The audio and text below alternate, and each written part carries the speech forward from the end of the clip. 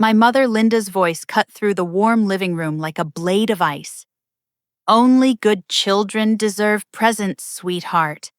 Your bastard child needs to leave before Santa arrives. The words hung in the air above the carefully arranged Christmas decorations, poison, wrapped in holiday cheer. My 8-year-old daughter Grace stood frozen beside the glittering tree, her small hands clutching a candy cane someone had given her earlier. The tears that filled her brown eyes didn't fall right away, but I could see them gathering like storm clouds. My father Robert nodded from his recliner, approval written across his weathered face. Cousin Timothy and his wife Jennifer exchanged satisfied smirks from their position on the burgundy sofa. Uncle Paul suddenly found his coffee cup fascinating, studying it with intense focus to avoid looking at Grace. The silence stretched like elastic, ready to snap. I looked down at my daughter, watching her chin tremble as she fought to stay brave, then back at my parents who had just shattered an innocent child's heart on Christmas Eve. "Understood," I said, quietly pulling my phone from my purse with steady fingers. What my family didn't know, what they couldn't possibly have imagined as they sat there smugly destroying my daughter's Christmas spirit, was that I had been secretly funding this entire celebration for months. Every twinkling light on their rented tree, every perfectly wrapped present beneath it, every bite of food they had enjoyed throughout the day, all of it came from me. The irony was so bitter I could taste it. 3 years ago, when Grace was 5, and my world had already been torn apart by losing my husband Marcus in Afghanistan, my parents lost their house. The foreclosure notice arrived the same week I buried the love of my life, but I was too deep in grief to process their financial crisis immediately.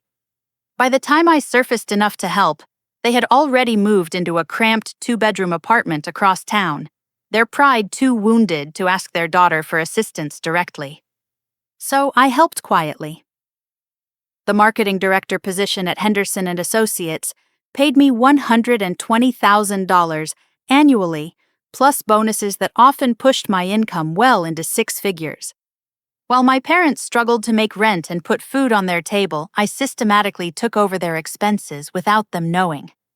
Their rent payments started mysteriously arriving on time each month, sent by what they believed was a delayed insurance settlement from their old house.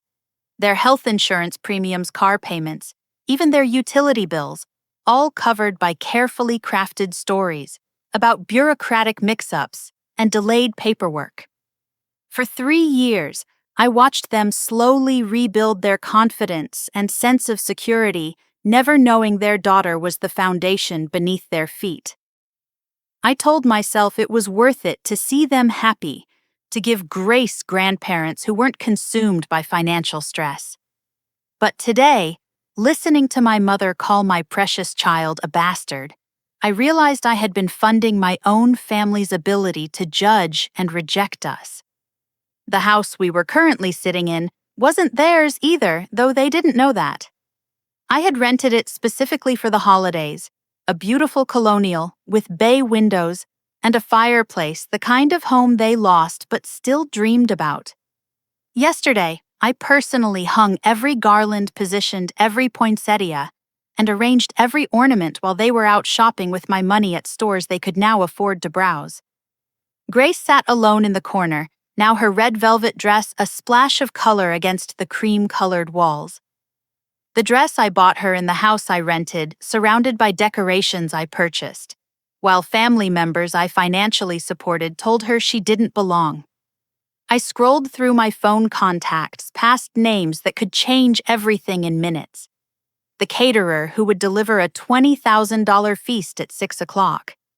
The professional Santa performer scheduled to arrive at 7. The photographer booked for family portraits. The luxury car service arranged to drive elderly relatives home safely. The real estate agent who had the paperwork in her briefcase to deed this house to my parents as their Christmas surprise. All of it arranged by me for them to create the perfect Christmas memory. All of it about to disappear, Because if my daughter wasn't welcome at this celebration, then neither was my money. Grace looked up from her corner and caught my eye. The trust in her gaze broke something inside me that I didn't know could break twice. I had already lost Marcus. I would not lose my daughter's spirit to the same family that had spent my entire childhood teaching me that love came with conditions. I pressed the first number in my phone and listened to it ring. 20 minutes later, my sister Amanda arrived with her husband Derek and their twin children, Madison and Blake, both 9 years old, and every inch the golden grandchildren my parents had always wanted. Amanda swept through the front door in a cloud of expensive perfume and immediate authority, her perfectly styled blonde hair catching the light from the chandelier I had personally selected for this room. "Sorry we're running behind," she announced, unwinding her cashmere scarf. The traffic was absolutely insane coming from the country club. Derek followed behind her, checking his Rolex and muttering about missing part of the football game. Their children bounded into the living room like small tornadoes, immediately claiming space and attention that Grace quietly relinquished. Amanda's gaze swept the room, taking in the elegant decorations and expensive touches, before landing on Grace, still sitting alone in her corner. "Oh," she said, her voice dropping several degrees. "I see the situation hasn't improved." "What situation?" I asked, though something cold was already spreading through my chest. "Well, I hate to bring this up on Christmas Eve, but several people have mentioned Grace's behavior lately." Amanda settled herself onto the sofa next to Jennifer, immediately creating an alliance. "I know it's hard being a single mother, but there have been some concerning reports." I felt the room shift around me, conversations quieting as family members tuned in to Amanda's words. Grace looked up from her corner, confusion clear on her small face. She had been sitting quietly, bothering no one, exactly as I had taught her to behave in social situations. "What kind of reports?" Robert asked, leaning forward in his recliner. Amanda glanced around the room, making sure she had everyone's attention before continuing. "Well, Timothy mentioned that Grace has been acting out at family gatherings, stealing small items, lying about her homework, throwing tantrums when she doesn't get her way." Each word was delivered with practiced concern, the kind of false worry that sounds caring but plants seeds of doubt. Timothy shifted uncomfortably on the sofa. I caught his eye and saw guilt flash across his face before he looked away. He had never mentioned any such behavior to me because none of it had happened. Grace was an honor roll student who spent her free time volunteering at the local animal shelter. The only tantrums I had seen her throw involved having to leave puppies behind at the end of her volunteer shifts. "I've also heard she's been disruptive in school," Derek added, checking his phone while he spoke. "Something about not respecting authority figures." Linda nodded gravely. "It's so difficult when children don't have proper structure at home. Two-parent households really do make such a difference in discipline." Jennifer jumped in with her own contribution. "Madison was just telling me about how Grace acted during Blake's birthday party last month. Apparently, she was quite jealous of the other children receiving gifts." I watched my daughter's face crumple slightly as she processed these lies about herself. Grace had spent Blake's entire birthday party helping serve cake and cleaning up dropped napkins without being asked. She had given Blake a handmade card she spent hours creating, and when he opened his expensive presents, she had clapped and cheered for him with genuine happiness. "I think the real issue," Susan chimed in from across the room, "is that Grace doesn't understand appropriate boundaries. When children grow up without proper family structure, they struggle to know their place." Uncle Paul cleared his throat uncomfortably. "Now hold on, Grace seems like a perfectly nice little girl to me." "That's exactly the problem," Amanda said, her voice taking on a teacher-like tone. "She seems nice to you because you don't see her regularly, but those of us who spend more time around her have noticed patterns." The lies were building like layers of paint, each coat making the picture more distorted, but somehow more believable to people who wanted to believe it. I realized this wasn't spontaneous criticism. This was a coordinated campaign to justify treating Grace as less than the other children. Honestly, Linda said, looking directly at Grace, I think it might be better if she didn't join us for dinner tonight. The other children shouldn't have to deal with behavioral issues during their Christmas celebration. Grace's bottom lip began to tremble. She looked at me with eyes full of questions she was too young to understand. Why were they saying these things about her? What had she done wrong? How could she fix whatever was broken? I stood up slowly, pulling my phone from my pocket. You know what, I think you're absolutely right about structure and appropriate boundaries. Amanda smiled triumphantly. I'm so glad you understand, Erica. Sometimes tough love is exactly what children need. Oh, I completely agree, I said, scrolling through my contacts to find the catering company's number. Boundaries are incredibly important.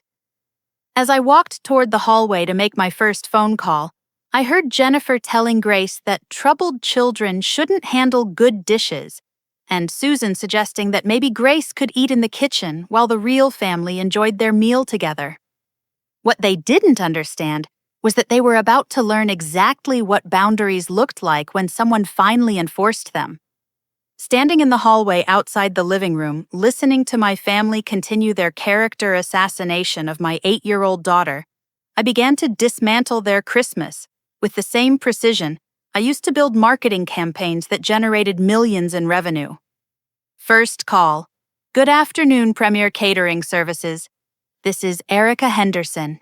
I need to cancel the Henderson family Christmas dinner scheduled for delivery at 6 o'clock tonight. The woman on the phone sounded confused. It was 4:30 on Christmas Eve, and they had been preparing our order for hours. Prime rib for 20 people, Maine lobster tails, truffle stuffing roasted vegetables, imported wines, and a chocolate fountain for dessert. Total cost, $8,300. Ma'am, we're already en route with your order. The cancellation fee for same-day cancellation is 50% of the total cost. That's perfectly fine. Please donate the food to a local shelter if possible. Are you sure about this, Mrs. Henderson? We have the finest Christmas dinner in the tri-state area prepared for your family. I listened to Amanda's voice drift from the living room, explaining to Grace that she needed to sit at the card table in the kitchen because the dining room was reserved for children who knew how to behave properly. I'm absolutely certain. Cancel everything. Second call, Magical Moments, Entertainment. This is Erica Henderson. I need to cancel the Santa performer scheduled for the Henderson residence at 7 o'clock tonight. Oh no, is everything all right? Little Grace was so excited when you booked this last month. The irony of a stranger caring more about Grace's feelings than her own grandparents was not lost on me. There's been a change in circumstances. Please keep the full payment as a cancellation fee. But ma'am, that's $600. We have a no cancellation fee policy for family emergencies. Keep it. Use it for a family who will appreciate the magic. Third call, Premium Photography Studios. Good afternoon, this is Marcus.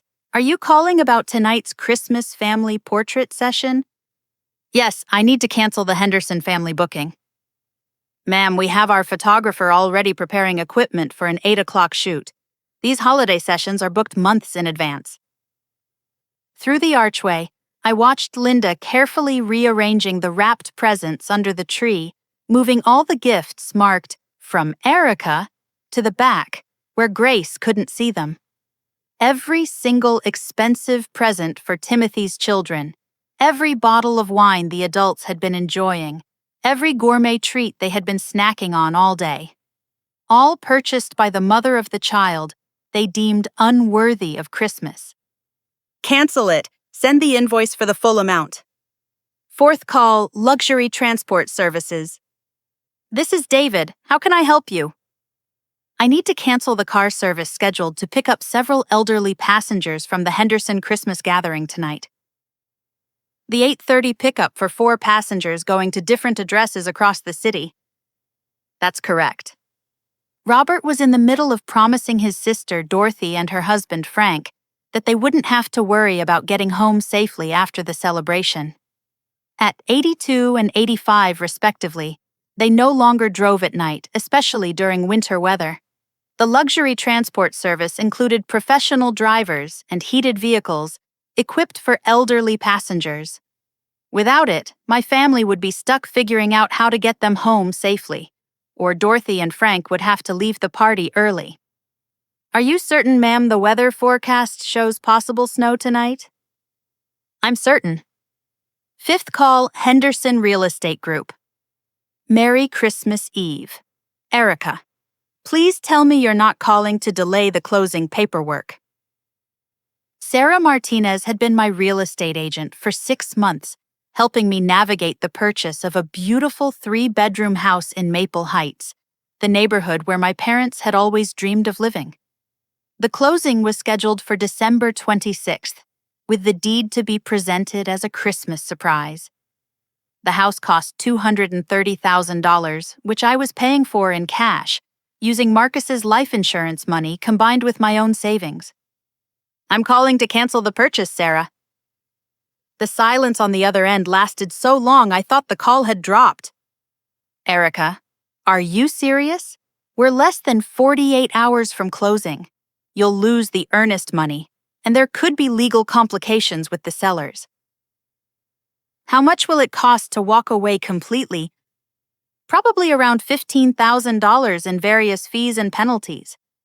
But Erica, you were so excited about giving your parents this house. You said it was going to be the best Christmas surprise ever.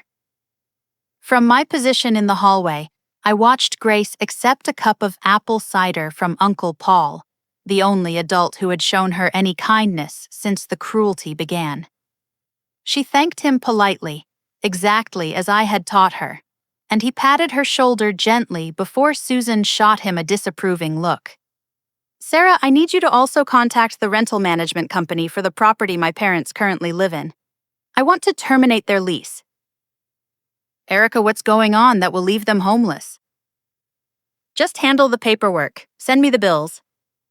When I walked back into the living room, Grace was sitting alone at the card table in the kitchen doorway, quietly eating a small sandwich, while the rest of the family enjoyed the expensive cheese board and imported crackers I had provided.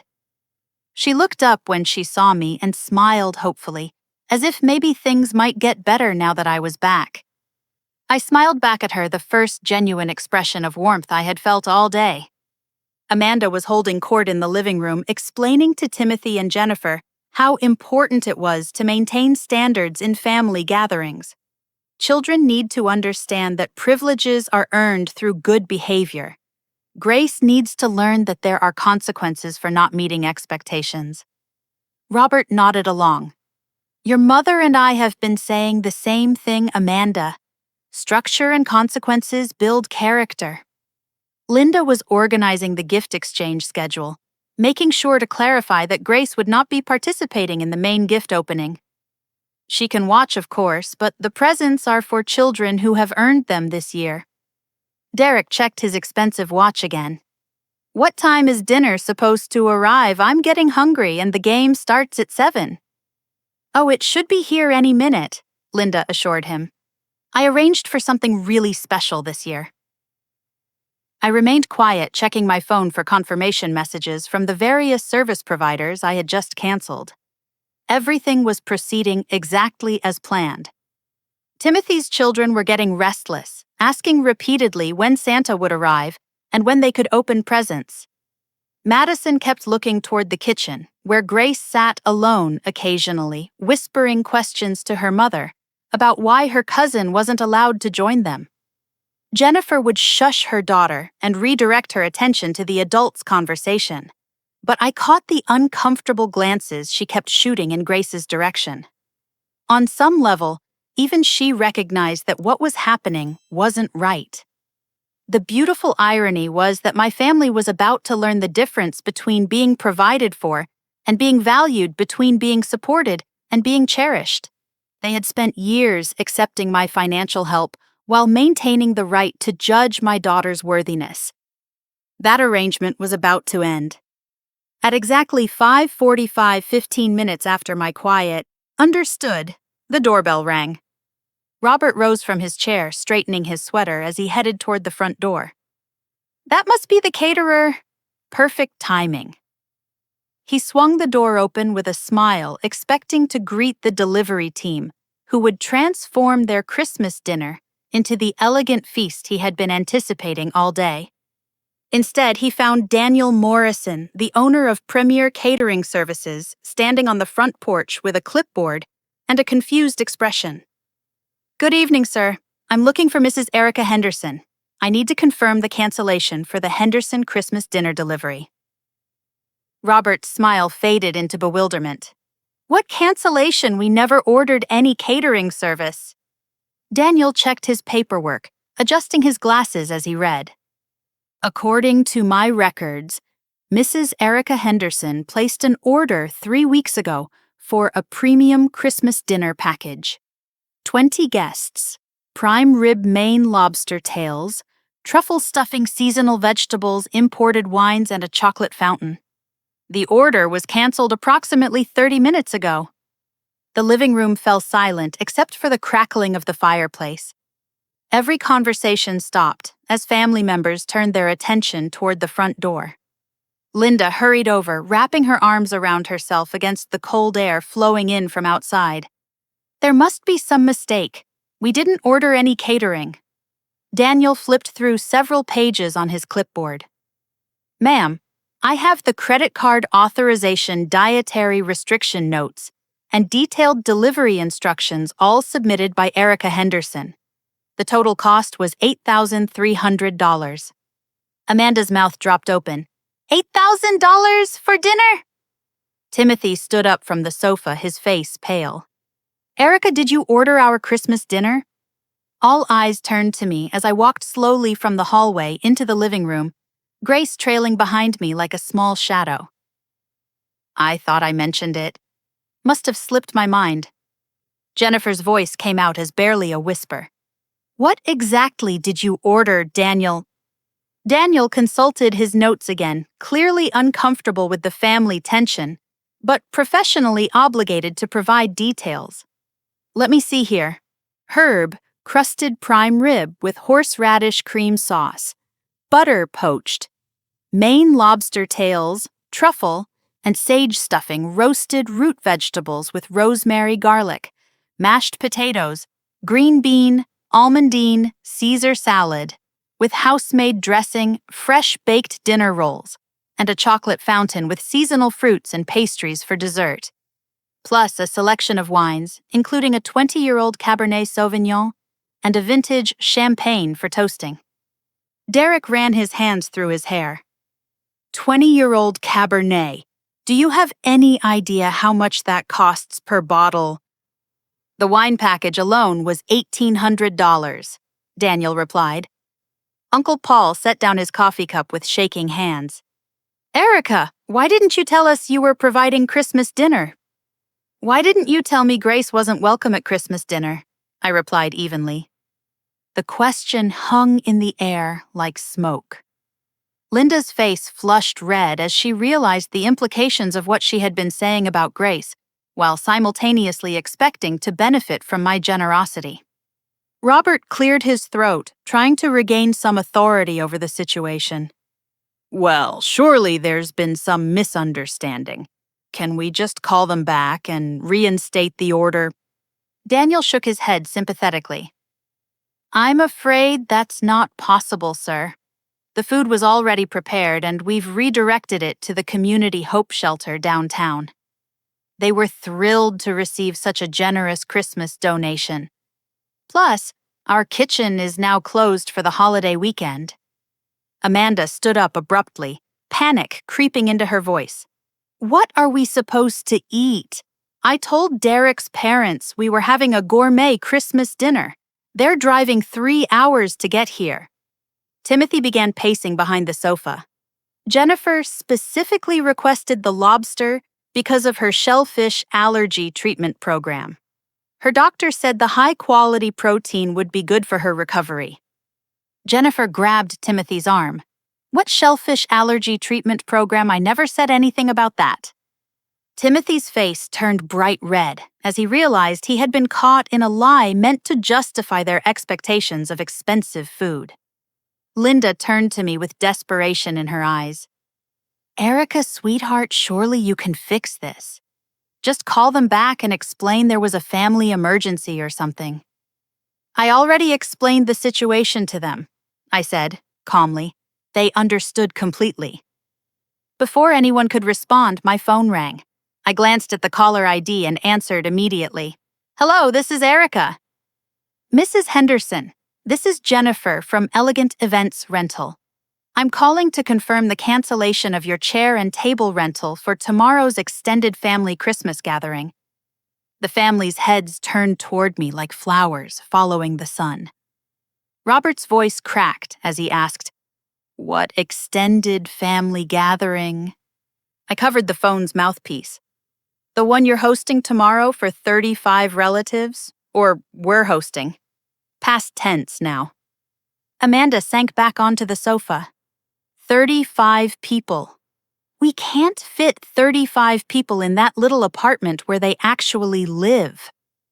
That's why I rented the additional tables and chairs for this house, I explained patiently. But since Grace isn't welcome at family gatherings, I assumed I wasn't welcome to help host them. Linda began crying quietly, the reality of their situation finally beginning to penetrate. All those people are expecting Christmas dinner tomorrow. Aunt Dorothy, Uncle Frank, all the cousins from Pennsylvania Derek's family. I'm sure you'll figure something out, I said, returning my attention to the phone call. Yes, Jennifer, please proceed with the cancellation. Yes, I understand there's a fee. As I hung up, another call immediately came through. This time I put it on speaker. Mrs. Henderson, this is Crystal from Beautiful Blooms Florist. I wanted to confirm that you're canceling the centerpiece arrangements for tomorrow's party. We have 15 custom arrangements ready for pickup. Grace tugged on my dress. Mommy, why is everyone sad? I knelt down to her level, speaking quietly but loud enough for the room to hear. Sometimes, sweetheart, when people don't appreciate beautiful things, those beautiful things find somewhere else to go. Derek stood up angrily. This is ridiculous, Erica. You can't just destroy Christmas because your feelings got hurt. My feelings didn't get hurt, Derek. My 8-year-old daughter got called a bastard by her own grandmother. The word hung in the air like a slap. For the first time, someone had said it out loud, forced them to confront the ugliness of what had actually happened. Grace looked up at me with wide eyes. What's a bastard, Mommy? The silence that followed was deafening. Before anyone could answer Grace's innocent question, my phone rang again. This time I didn't bother taking the call privately. Mrs. Henderson, this is Michael from North Pole Magic Entertainment. I'm calling to confirm that you've canceled the Santa performance for this evening. The performer was just getting into costume when we received your message. Timothy's children, Madison and Blake, who had been playing quietly in the corner, suddenly looked up with alarm. Madison's voice was small and worried. Did someone just say Santa isn't coming? Derek jumped up from his chair. No, sweetie, that must be a mistake. Santa always comes on Christmas Eve. Michael's voice came clearly through the phone speaker. I'm sorry, sir, but Mrs. Henderson specifically canceled the Henderson family Christmas Eve performance. We had a professional Santa performer, complete with gifts for Grace Henderson and family. The booking was for 7 o'clock tonight with a 1-hour performance. Blake started crying immediately. Madison ran to her mother, grabbing Jennifer's arm. Mommy, why did they cancel Santa? Were we bad? Jennifer shot me a panicked look. Erica, please tell me this is some kind of joke. I knelt down to Madison and Blake's level, my voice gentle. Santa hasn't been canceled for you, sweethearts. He was only coming to see Grace. But since some people decided Grace isn't a good enough little girl for Christmas presents, I thought Santa should spend his time with children who are actually wanted at Christmas. The cruelty of my words hit every adult in the room like a physical blow. They had made Grace feel unwanted, and now their own children were experiencing the same devastating disappointment. Robert tried to take charge of the situation. Now see here, Erica. You're punishing innocent children for adult disagreements. Grace is an innocent child too, Dad. But that didn't stop you from nodding along when Mom called her a bastard. Before he could respond, another caller rang through. I answered immediately. Mrs. Henderson, this is Patricia from Memories Forever Photography. I wanted to triple-check about tonight's cancellation. We have a photographer en route to your location for Christmas family portraits, and my understanding was that this was supposed to be a surprise gift for your parents. Linda's tear-stained face crumpled further. Family portraits. We haven't had professional family photos in over 10 years. Amanda looked around the room, taking in the elegant decorations, the expensive touches, the carefully arranged gift display. Erica! Exactly how much of this did you arrange? The question opened a floodgate. Over the next 20 minutes, my phone became a parade of cancellation calls, each one revealing another layer of my secret support system. The luxury car service called about the canceled rides for elderly relatives. Uncle Paul realized that Aunt Dorothy and Uncle Frank, both in their 80s, would now be stranded without safe transportation home in the predicted snowstorm. The house cleaning service called about canceling tomorrow's post-party cleanup. Susan suddenly understood that she would be personally responsible for cleaning up after 35 people in a house she didn't even own. The specialty grocery delivery service called about the canceled gourmet breakfast items for Christmas morning. Linda discovered that the imported coffee artisanal pastries and fresh fruit she had been planning to serve were all my arrangements. The wine merchant called about the canceled vintage champagne delivery for midnight toasts. Derek learned that the expensive alcohol he had been consuming all day came from my personal wine collection. But the call that broke them came from my real estate agent, Sarah. Erica, I have to ask one more time before I process this paperwork. Are you absolutely certain you want to cancel the house purchase? Your parents have no idea this was happening? Do they? Amanda's voice was barely audible. What house purchase? Sarah continued, unaware of the family drama unfolding. The beautiful colonial in Maple Heights that Erica was buying as a Christmas surprise. 3 bedrooms, 2.5 baths, gorgeous kitchen, finished basement. She was planning to deed it directly to Robert and Linda Henderson as a gift. The closing cost was $230,000 all cash. Robert collapsed back into his recliner as if his legs had given out. Linda covered her face with her hands, sobbing openly. Timothy stared at me in shock. You were buying them a house. We're being the operative phrase, I confirmed. Uncle Paul's voice shook as he asked, Erica, what about the apartment they live in now? Before I could answer, another call came through. This time, it was the property management company. Mrs. Henderson, we've processed your lease termination request for the Riverside Apartments unit, currently occupied by Robert and Linda Henderson. They'll need to vacate by January 1st. Should we send the official notice to your address or theirs? The blood drained from Linda's face. You've been paying our rent for 3 years, I confirmed, ever since you lost the house. Amanda's voice cracked. 3 years. You've been supporting them for 3 years and never told us? I've been supporting all of you.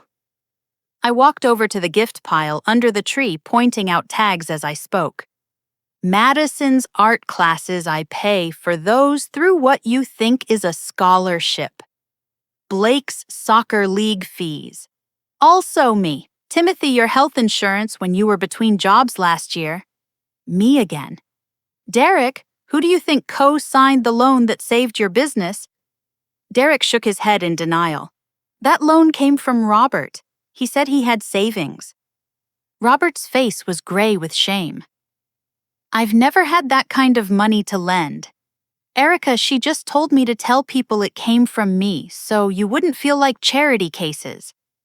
Jennifer whispered, How much money are we talking about?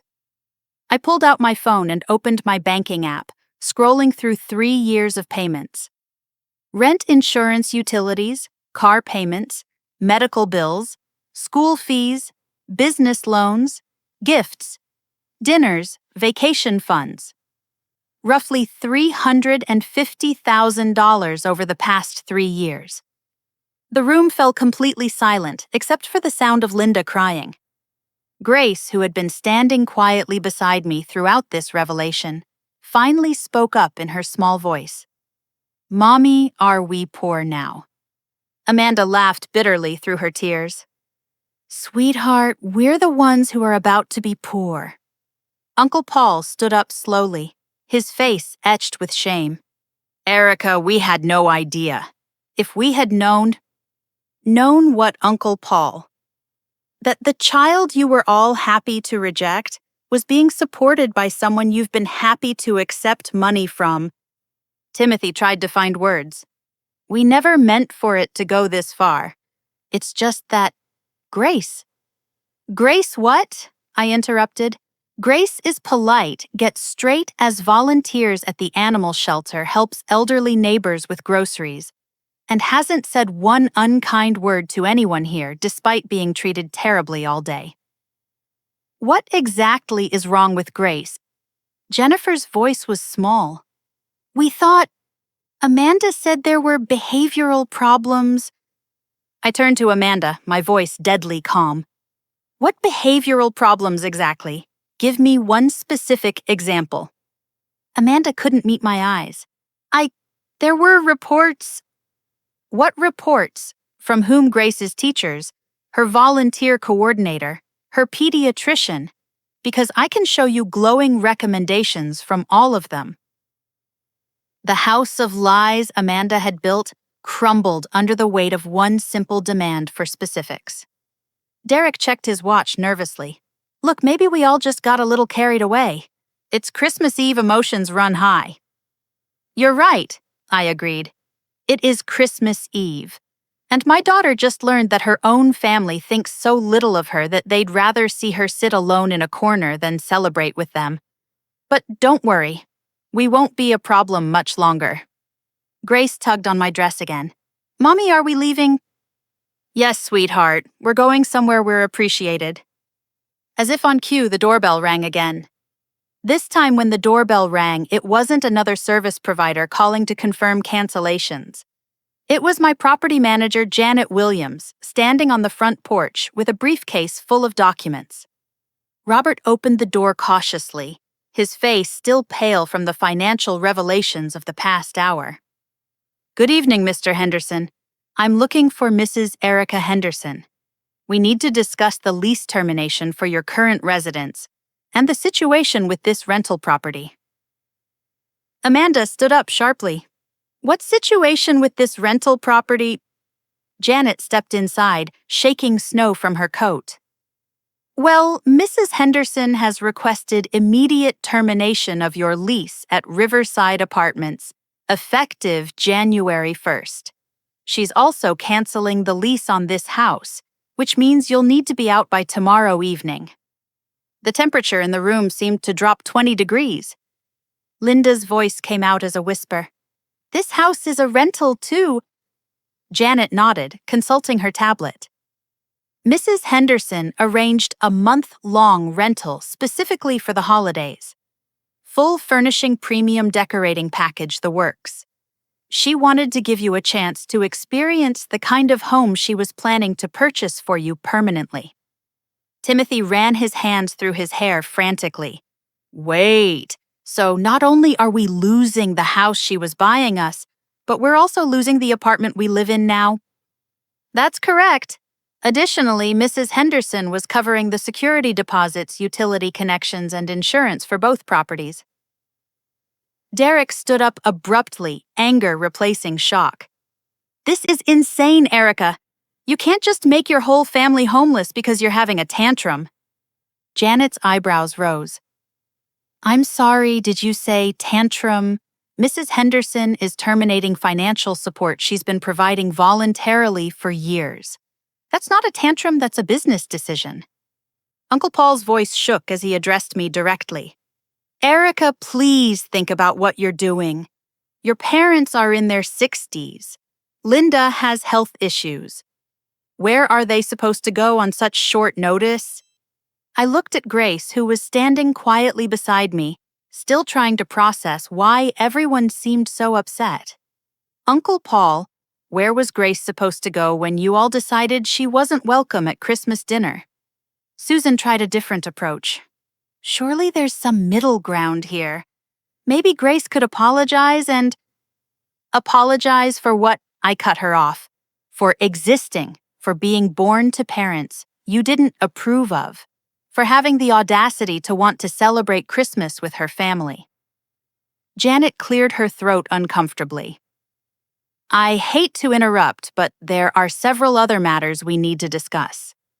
Mrs. Henderson, you also requested cancellation of the life insurance policies you've been maintaining on your parents, the college funds you established for your nieces and nephews, and the monthly assistance payments to various family members. Amanda's face went white. What monthly assistance payments? Janet consulted her tablet again. Let me see here. Monthly payments to Amanda and Derek Morrison for private school tuition for Madison and Blake.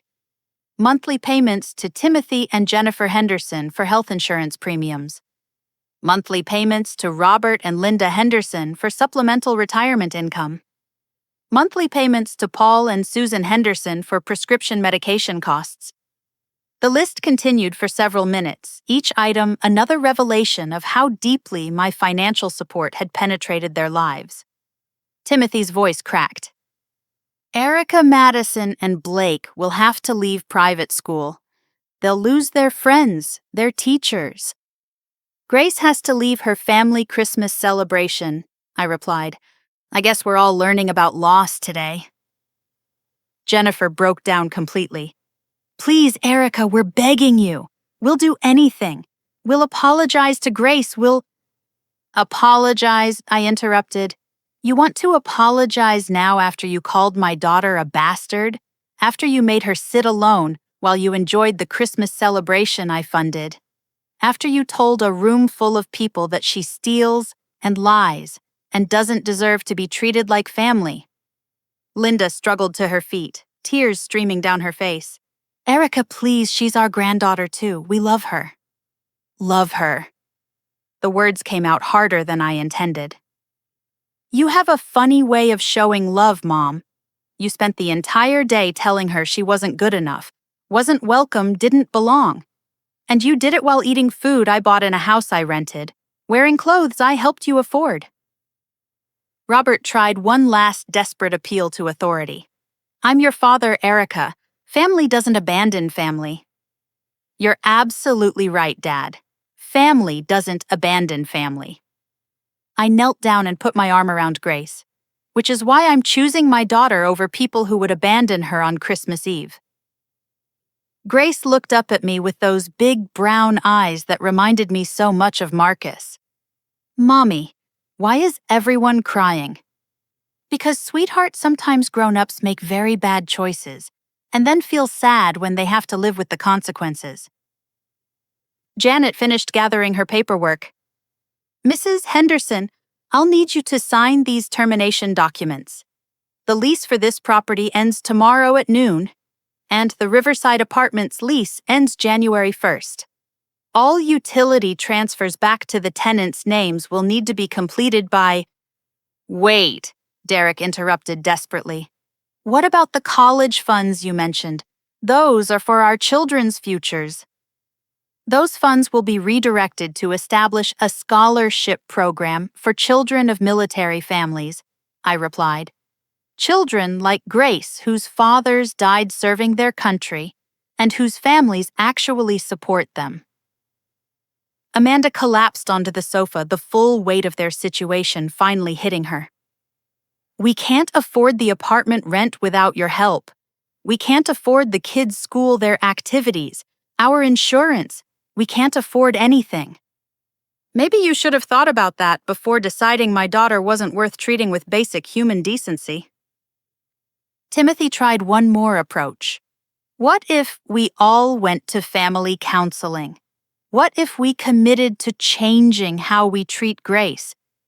I looked down at my daughter, who was listening to every word with the kind of gravity that no 8-year-old should have to carry. Grace, what do you think?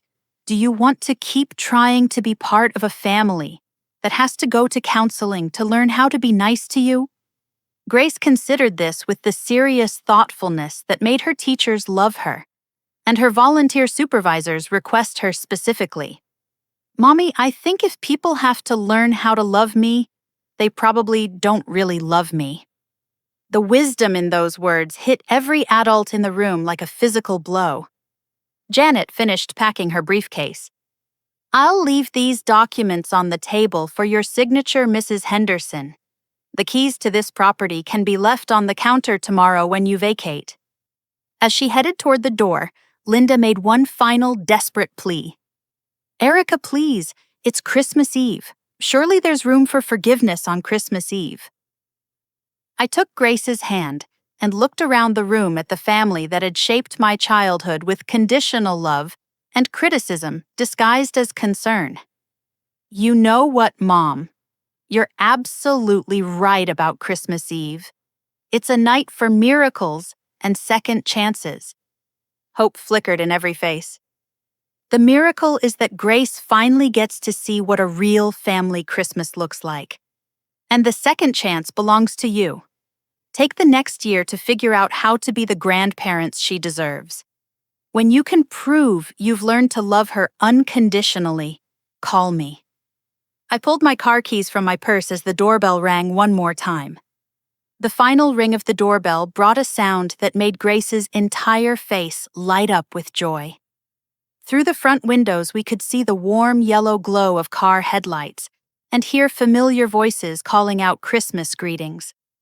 I opened the door to find Margaret and William Martinez, Marcus's parents, and Grace's other set of grandparents standing on the front porch with their arms full of wrapped gifts and genuine smiles on their faces. Merry Christmas Eve, Princess, William called out as Grace launched herself into his arms.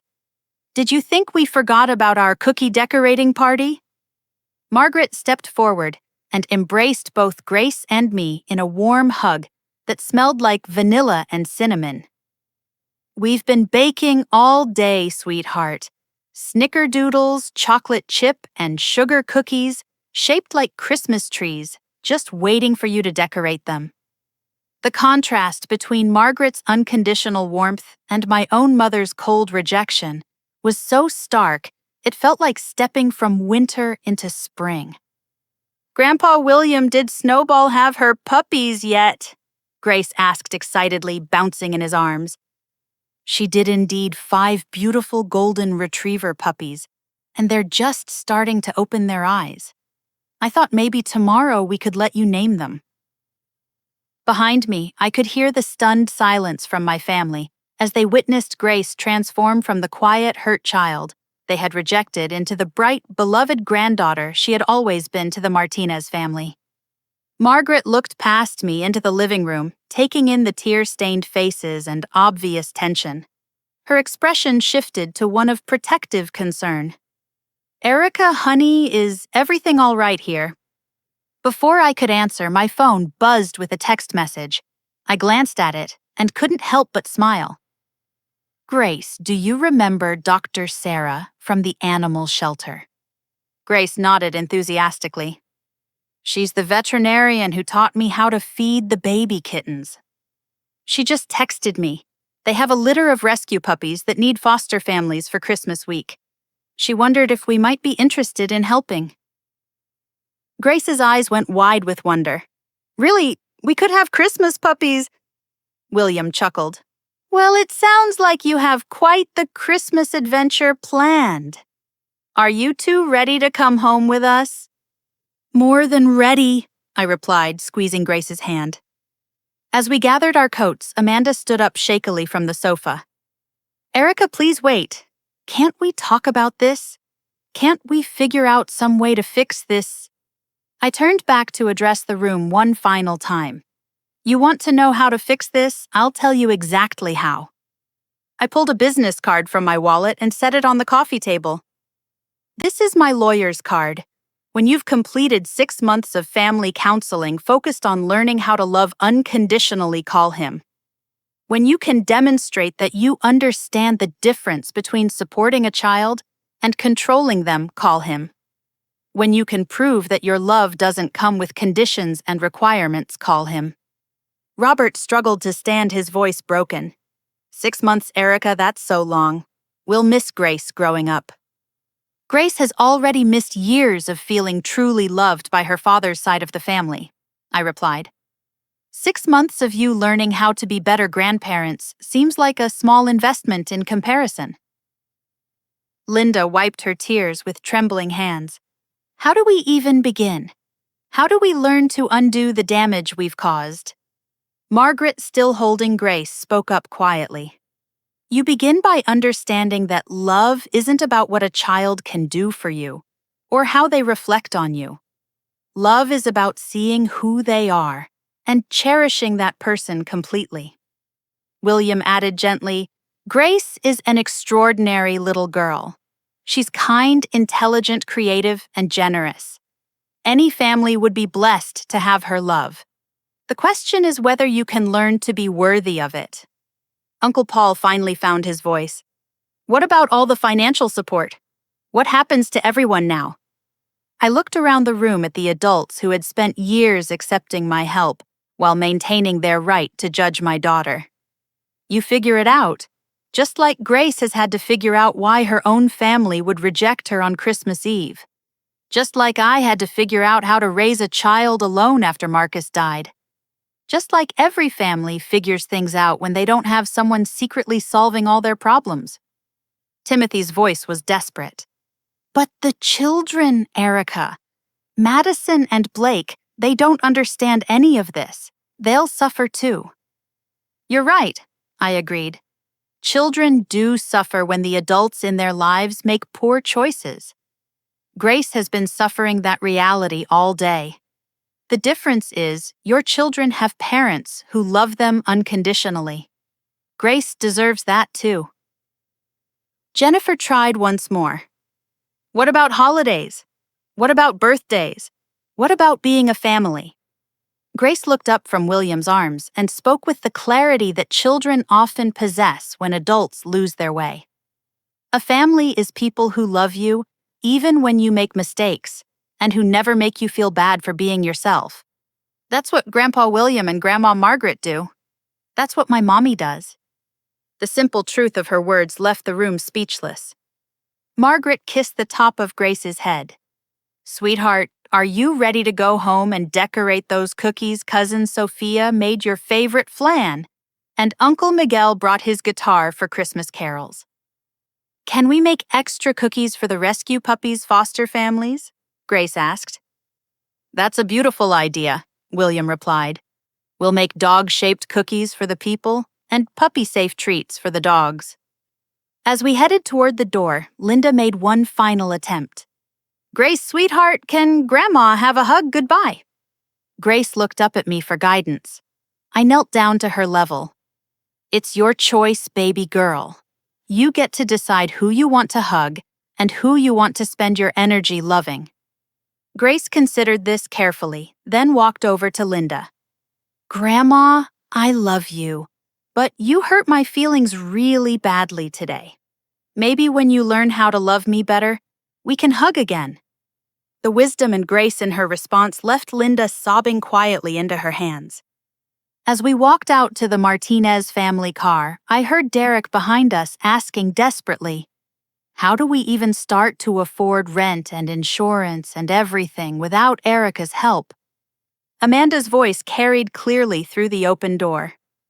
Maybe we start by getting jobs that actually pay enough to support our lifestyles, instead of relying on someone else to subsidize our choices. 6 months later, my phone rang with a call from Uncle Paul. Erica, it's Uncle Paul. I wanted you to know that the whole family has been in counseling like you suggested. Linda and Robert, Amanda and Derek, Timothy and Jennifer, all of us. We've learned some hard truths about ourselves. I was sitting in the backyard of our new house, watching Grace teach her rescue puppy Coco how to play fetch. She had named him herself, and he had officially become a permanent member of our family after his foster period ended. What kind of truths, Uncle Paul? That we spent years using your generosity as an excuse to avoid taking responsibility for our own lives. That we made Grace bear the burden of our own failures and insecurities. That we damaged a beautiful child because we were too proud to admit we needed help and too scared to give love without conditions. Grace looked up from playing with Coco and smiled at me. In 6 months, she had grown 2 inches, gained confidence that radiated from her like sunlight, and developed the kind of security that comes from knowing you are unconditionally loved. Paul, that sounds like real progress. We want to try again, Erica. Not for money, not for support, but for Grace. We want to be the grandparents and family she deserves. We want to earn back the right to love her. I watched Grace demonstrate to Coco how to sit and shake hands, her patience and kindness, evident in every interaction. The Martinez family had helped her flourish in ways I hadn't even realized she needed. What does Grace think? Paul asked quietly. Grace overheard her name and ran over to me, Coco bounding along beside her. Who's that, Mommy? It's Uncle Paul. He wants to know if you'd like to try having Christmas with our other family again. Grace tilted her head thoughtfully, a habit she had developed when making important decisions.